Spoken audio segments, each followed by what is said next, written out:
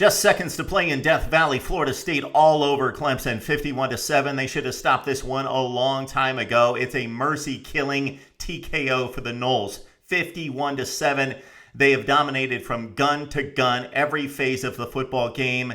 We sized this one up earlier in the week as a battle of the quarterbacks, the dueling great quarterbacks. The veteran Taj Boyd against the freshman Jameis Winston. Could Winston face a hostile environment in Death Valley, the hostile crowd for the first time in his career against a really quality defense, a quality opponent? He answered all questions, answered them with no doubt. Boyd had his issues tonight. Another interesting point in this game was brought up earlier this week in previewing the game right here on MarkRogersTV by Ryan Cantor of RyanCantor.com, a Clemson insider who was very hesitant in picking his Tigers to win because he thought there was a possible mismatch with Florida State's wide receivers and defensive backs on both sides of the football dominating Clemson's DBs and wide receivers. And we saw it. Most notably, the player of the game on defense for Florida State, LaMarcus Joyner, got the big turnover early that led to the first touchdown. He forced another fumble. He got a pick that stopped a Clemson scoring drive. Florida State dominated this football game. So we were all set to do the huge recap of the game of the year, 41-38 thriller. Let's throw those notes away and let's move on because this one's not worth talking about. This is the most impressive showing of a big game this year, a team dominating a quality opponent. Florida State, again, we believe it finished off 51-7. That was the score with a few minutes to play. So again, most impressive showing of the season by any team right here. Florida State knocks off Clemson in a huge way, 51-7. So we spring it forward to the national championship debate. We actually heard at some point today, a commentator said, you know what, it actually always works itself out. We see all these undefeated teams, these one-loss teams. The SEC should be given a bit of a bias because of what they've done in the past, but it'll work itself out because it always does. It's never worked itself out. Go from 1998 through last season, it has never worked itself out. It's a horrible system. We all know that, but we have to deal with it. It's going to get a smidge better next year, allowing two more teams into the process of a so-called playoff. But let's run down the candidates and the resumes because I think this is really interesting to do. If you size it up, try to be unbiased and try to look at who has beaten who's left on the resume, who's left on the schedule to play, what are the possibilities. So Florida State, are they as good as Alabama? Well, of course, we don't know that until they play, if they play. Florida State, again, the most impressive win for me this season is this Noles win over Clemson. We believed it finished off at 51-7. This is all Florida State's done this year, though. They beat a top 25 Maryland team, technically top 25 team that really wasn't that good. Standing in Florida State's way, you've got Miami, Florida, who's got 3 losses, but it's still the Gators, and they're still very talented, although very injured. Then they could have to play Miami again in the ACC championship game. So that's the resume for Florida State, and that's what up ahead for the Noles in trying to get to the BCS National Championship game. For Alabama, they defeated Texas A&M and Virginia Tech, 2 quality wins. They still have LSU and Auburn, the Auburn Tigers. They have snuck into this thing at 6-1. Don't sleep on the Auburn Tigers. And, of course, Alabama, if they get through the SEC West, would play in the SEC Championship game, possibly against Mizzou. Mizzou at 7-0 after winning today. And they have now defeated Georgia and Florida, albeit Florida not as good as we thought they probably were, and horrible on offense are the Gators. And Mizzou has defeated Georgia, although they were completely undermanned without Gurley and the wide receivers and Keith Marshall as well. Mizzou still has to take on South Carolina and Texas A&M, then an SEC championship game probably against Alabama. It's unfortunate that these conferences have become so big, and in the SEC's case, 14-team big, that everybody doesn't play everybody. It doesn't even come close to everybody playing everybody. So we miss out on Missouri playing Alabama. We miss out on Missouri playing Auburn and LSU in the regular season. We miss out on Bama playing South Carolina, Florida, and Georgia. So it's not like they're just missing 1 or 2 good teams. They're missing like 4 or 5 good teams that really could decide something. So that's Missouri's resume. Undefeated in the SEC. Nobody is talking about Missouri. Maybe they're starting to just a bit. But again, they've got South Carolina and Texas A&M and the SEC championship game if it comes to that. And they are undefeated in the SEC. Oregon, considered the second best team in the country, and many say that they would beat Alabama and be a favorite in that game. They've defeated Washington, and we actually note the Tennessee win because Tennessee has played strong against some really tough competition in Georgia and South Carolina, and Oregon completely embarrassed Tennessee 59-14. Okay, Oregon still has to play UCLA, quality team, Stanford, and Oregon State. So we will see about the Ducks, who most consider to be on the equal of Alabama, but now Florida State's in that discussion too. So what if those three finish undefeated? Wow. And Oregon, unfortunately, doesn't play USC or Arizona State. We would expect them to win those games, but still, because of the expanded conferences, they don't play two quality teams. Okay, what about Ohio State? We know that the knock is the schedule, and the Buckeyes can blame themselves for not scheduling a top-notch non-conference opponent. They did have Vanderbilt on the schedule. Vandy backed out. That would not be a great opponent, although they were 9-4 last season. Vandy's a pretty marginal team this year, but it would have been better than what they've faced this year. Ohio State's biggest wins against Wisconsin, who's proving to be pretty good, and Northwestern.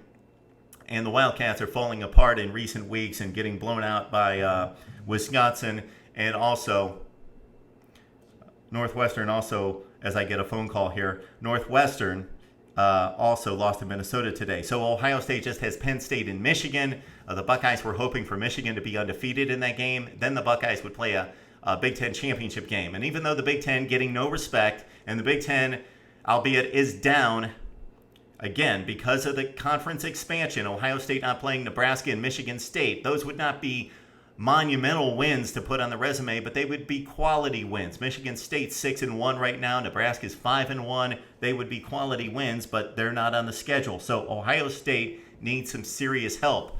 But even if they aren't considered deserving, if they finish undefeated and win a Big Ten championship game against, let's say, a Michigan or Michigan State or Nebraska, wouldn't it be interesting to see just how good this Ohio State team is? They're not looking that impressive, but they're winning. They're winning all their games. It would be interesting to see what they would do, and it will be too bad if a team like Ohio State or an Oregon or a Florida State or really anybody that's undefeated doesn't get a shot at proving that they can beat the best. How about Baylor? You talk about a dog schedule. They're scoring like 70 points on everybody, but who are the best teams that they've played? Kansas State and West Virginia. Kansas State and West Virginia are the two best opponents on the Baylor schedule. Okay, they do have four decent teams left: Oklahoma, Texas Tech, Oklahoma State, and Texas. But again, these are like top 20, top 25 teams. Baylor is not going to play an excellent football team to really give us a look at what they can do against a quality defense. Oklahoma's got to be the best team that they're going to play the whole season. All right, Texas Tech, it's the same thing. They're still undefeated. So playing in the Big 12 and being undefeated, you should have a shot to win the national title if you go undefeated. But for Texas Tech, they've really not played anyone. Like Baylor, their two biggest wins are TCU, who's 3-4 right now, and West Virginia. Texas Tech in that cycle with Oklahoma, Oklahoma State, and Baylor, they still have to play those three teams. How about the Miami Hurricanes, who just barely survived North Carolina on Thursday night, winning 27-23 in the last 15 seconds of the football game? Their best wins, Florida right now. But in just a couple weeks, Florida State and Miami play. Okay, Miami also plays a pretty good Virginia Tech team, and then would play in the ACC championship game, probably against Florida State again. So they could have to play each other twice. Okay, that's all the undefeated teams right now. How about the one-loss teams? Look at Stanford. Sure, they lost to Utah. That looks pretty bad, although Utah's played pretty well this season. Okay, Stanford's three best wins now: Arizona State, Washington, and UCLA.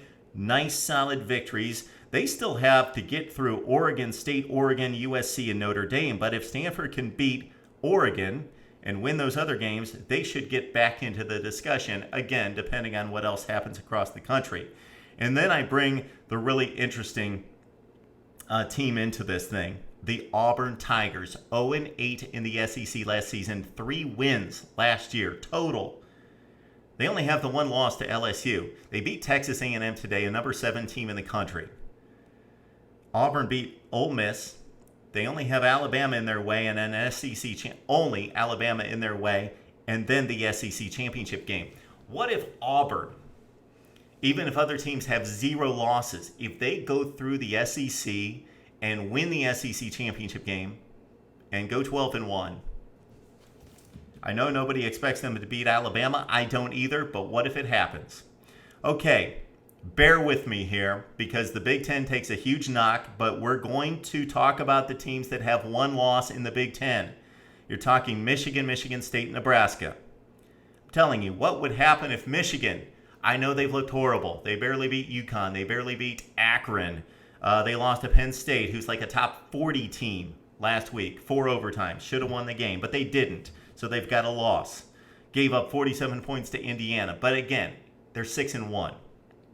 What if they beat Ohio State twice?